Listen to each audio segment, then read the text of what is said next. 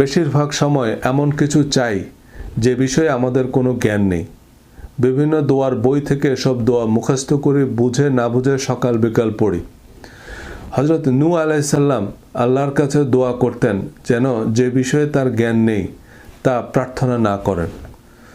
সূরা হুদের ৪৭ নম্বর আয়াতে আল্লাহ আমাদের শেখাচ্ছেন হযরত নূহ আলাইহিস সালামের দোয়া।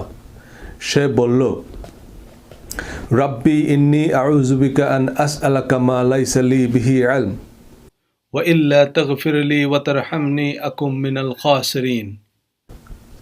হে আমার রব, যে বিষয়ে আমার জ্ঞান নেই তা চাওয়া থেকে আমি অবশ্যই আপনার আশ্রয় চাই। আর যদি আপনি আমাকে ক্ষমা না করেন এবং আমার প্রতি দয়া না করেন তবে আমি ক্ষতিগ্রস্তদের অন্তর্ভুক্ত হব।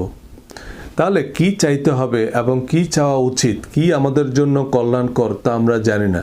তাই আল্লাহ আমাদের যেভাবে শিখিয়েছেন, আল্লাহর প্রিয় বান্দারা যেভাবে আল্লাহর কাছে দোয়া করেছেন সেভাবেই চাইব।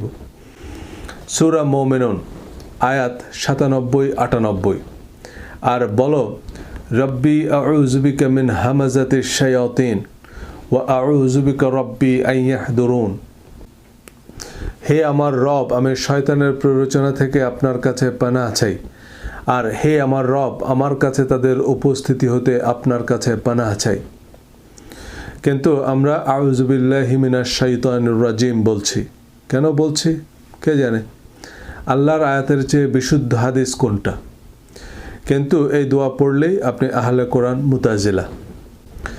সূরা ফাতিহা ও সূরা ইখলাস নিয়ে অন্যান্য ভিডিওতে আলোচনা আছে। এছাড়া আল্লাহ যে দোয়াগুলো শিখিয়েছেন সে দোয়াগুলোই আমরা শিখব। আমি বাংলা উচ্চারণ এবং বাংলা অর্থ উল্লেখ করেছি। ইন্টারনেটে বড় বড় কারীদের তেলাওয়াত আছে, মিলিয়ে চর্চা করে নিতে পারেন।